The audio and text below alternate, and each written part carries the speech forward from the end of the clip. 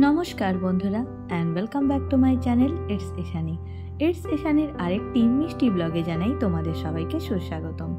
বন্ধুরা, আজকে কিন্তু সকালটা শুরু হয়েছিল বেশ একটা সুন্দর নোটে এই জন্যই বলছি কারণ আজকে কিন্তু উঠে নিয়ে মনটা খুব ভালো লাগছিল কারণ আজকে কিন্তু একটা অনেক দিনের আমার দীর্ঘ একটা প্রতীক্ষিত কাজ হতে চলেছে। তো যাই হোক, সেই কাজটা কি সেটা আমি তোমাদের সাথে আমার অন্য কোনো একটা ব্লগে শেয়ার করব। প্রথমে আজকে হয়ে যাক কাজটা, তারপর তো যাই হোক বন্ধুরা, প্রথমে উঠেই একটু যেরকমটা রোজ করে থাকি, প্রথমে একটু মিষ্টি রোদ গায়ে লাগিয়ে নিচ্ছিলাম। এরপর এসে প্রত্যেক দিনের ব্রাশ করা, মুখ ধোয়া, এইসব তো লেগেই আছে।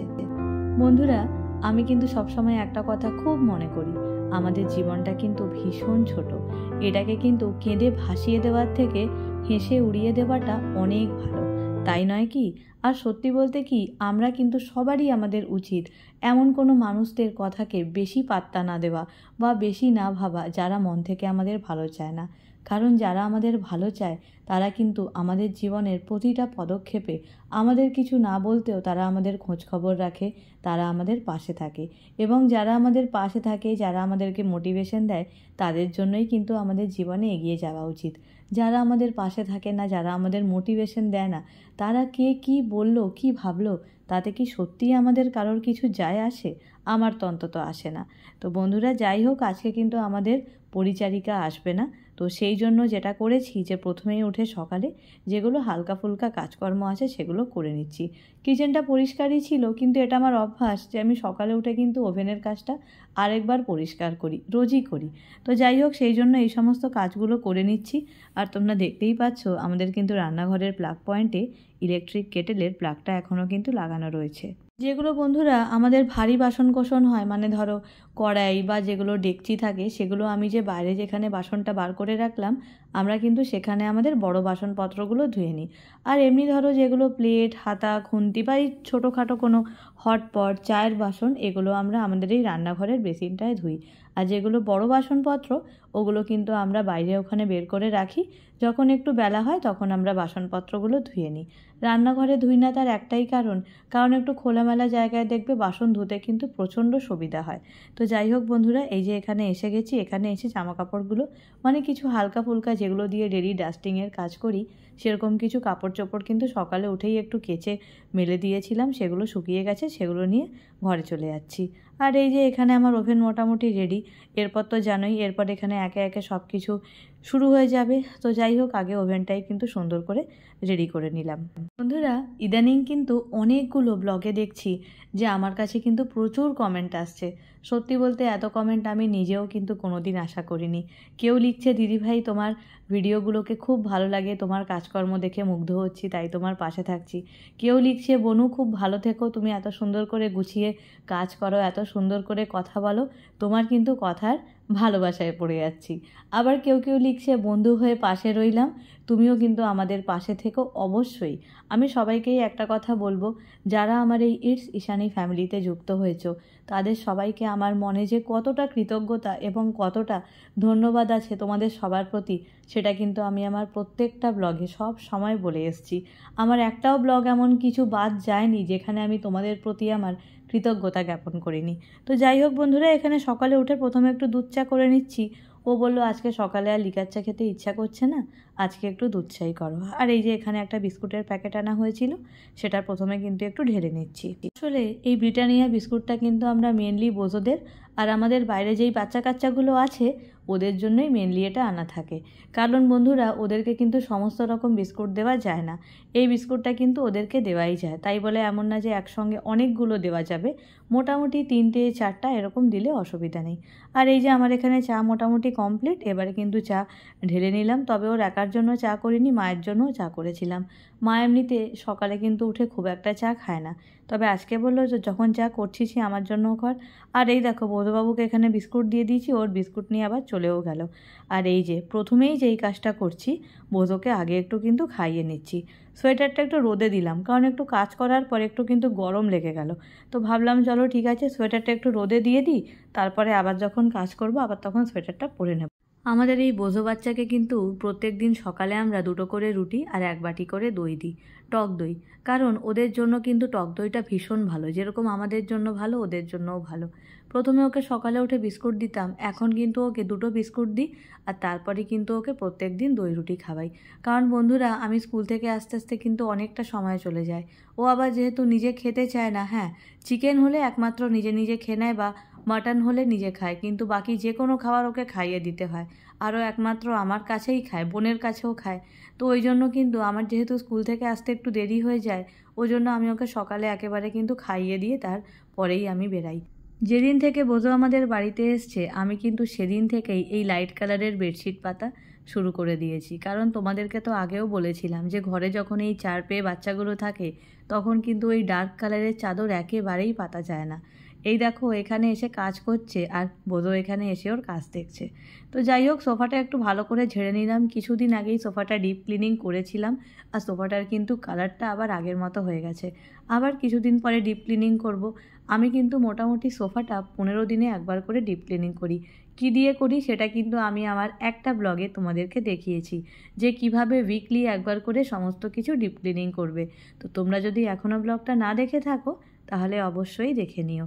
তো যাই হোক, এই সমস্ত কাজগুলো করছি আর সত্যি বলতে দেখবে এই শীতকালে কিন্তু এক জায়গায় বসে থাকলে বেশি ঠান্ডা লাগে। কাজকর্ম করলে হাঁটা চলার মধ্যে থাকলে তাহলে কিন্তু ঠান্ডাটা একেবারেই লাগে না। এখন সত্যি ভাবতে অবাক লাগে, একটা সময় এরকম ছিল যখন 9টায় ঘুম থেকে উঠতাম, 9:30টায় উঠতাম, অনেক সময় 11টাতেও উঠেছি। কিন্তু এখন সেই সব অতীত। এখন আমার 10টার মধ্যে একটা সংসারের আমি প্রায় 80% আমার কাজ করা হয়ে যায়। ভাবলেও অবাক লাগে, আমরা যে এই জিনিসগুলো কোনোদিন ভাবতে পারি না, অথচ পরিস্থিতি বা সংসার সব কিছুর মধ্যে থাকলে হয়তো সেই জিনিসগুলো আমাদের অভ্যেস হয়ে যায়, তাই নয় কি? অনেক দিন ধরে বন্ধুরা ইচ্ছা আছে যে এই সোফার পাশে কিছু একটা কিনবো। কী কিনলে ভালো হয় তোমরা কিন্তু আমাকে সাজেশন অবশ্যই দিতে পারো। কারণ ওই জায়গাটায় আপাতত আমরা এই চেয়ারগুলো রাখি, কিন্তু ইচ্ছে আছে চেয়ারগুলো না রেখে সোফার সাইডে অন্য কিছু রাখবো। হ্যাঁ, এই সোফার সাথে কিন্তু একই রকম দেখতে 2টো চেয়ারও ছিল, কিন্তু সেগুলো আমি নেইনি। কারণ আমার ইচ্ছা ছিল এখানে একটা এল শেপের সোফা রাখবো। তো এল শেপের সোফা রাখলেও আশা করছি জিনিসটা দেখতে ভালোই লাগবে। তবে হল রুমটা আরেকটু মডিফাই করা বাকি, সেটা হয়ে যাক, তারপর বাকি কাজগুলো করব। আজকাল বন্ধুরা লাইজলে কিন্তু অনেক রকম ভ্যারিয়েশন বেরিয়েছে।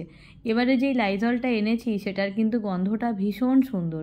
ওই গন্ধটা দিলে কিন্তু মানে ঘর থেকে এত সুন্দর একটা স্মেল বেরায়, কি বলবো। তো আজকেও কিন্তু ওটা নিয়েই করছি। আর যখনই ওটা দিয়ে ঘরটা মুছি, সত্যি বলতে আমি কিন্তু শুধু মাকে ওকে বলতেই থাকি যে দেখো কি সুন্দর একটা গন্ধ বেরাচ্ছে ঘর থেকে।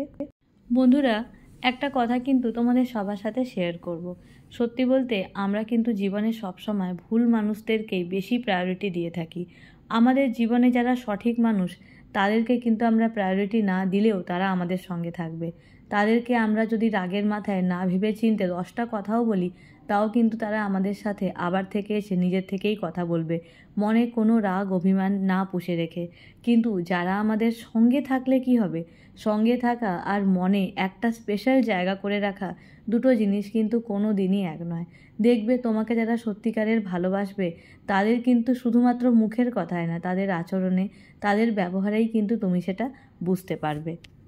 এই যে কাউকে জন্মদিনের দিন রাত্রি 12টার সময় উইশ করা, এই যে কাউকে কারোর অ্যানিভার্সারির দিন একটা ছোট্ট করে মেসেজ দিয়ে দেওয়া, এই যে কারোর একটু শরীর খারাপ হলে তাকে খোঁজ খবর নেওয়া, ব্যাস। জীবনে কিন্তু অনেক কিছু লাগে না, এই ছোট ছোট ব্যবহারগুলোও আমাদেরকে কিন্তু বুঝিয়ে দেয় যে আমরা কার জীবনে কতটা স্পেশাল, বা কে আমাদেরকে ফেসবুক স্টোরিতে না দেখেও বা ইনস্টাগ্রাম পোস্টে না দেখেও অতটা ভালোবেসে মনে রেখেছে।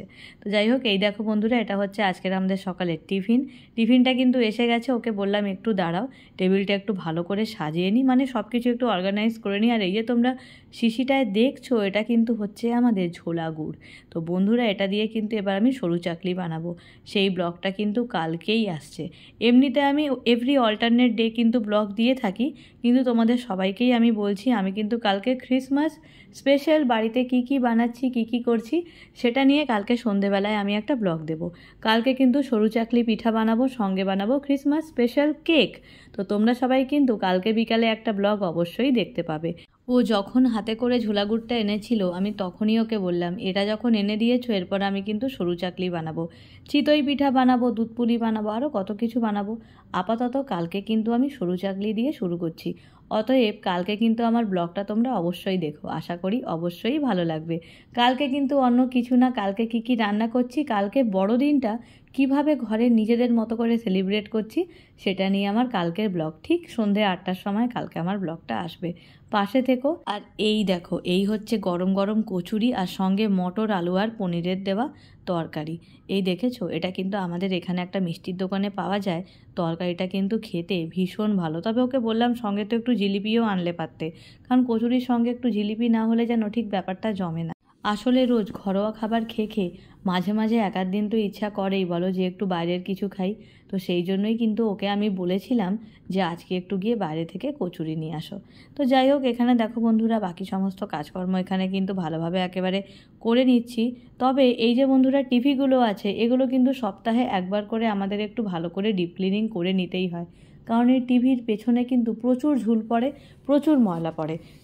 আর ইতিমধ্যেই ও কিন্তু বাজারে গিয়ে বাজার করে আবার এসেও গেছে, যদিও আজকে ওকে কিন্তু বেশি বাজার করতে একেবারেই বলিনি, কারণ ঘরে কিন্তু সব কিছুই ছিল, শুধু যে কয়টা জিনিস ঘরে ছিল না সেই কয়টা জিনিসই ওকে কিন্তু আনতে বললাম।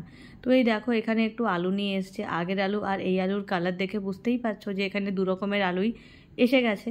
আর এই যে সঙ্গে এনেছে কুমড়ো, কুমড়োটা কিন্তু মেনলি আমাদের বোজোর জন্যই লাগে, কারণ বোজোকে আমরা ভাতের সাথে কুমড়ো, পেঁপে, গাজর, বিনস এই সমস্ত জিনিসগুলো দিয়ে থাকি। তো যেগুলো যেগুলো কয়েকটা ছিল না ওই কটা জিনিসই নিয়ে এসছে। আর এই যে আজকে কিন্তু ভাবলাম যে আজকে একটু আলু পোস্ত রান্না করব।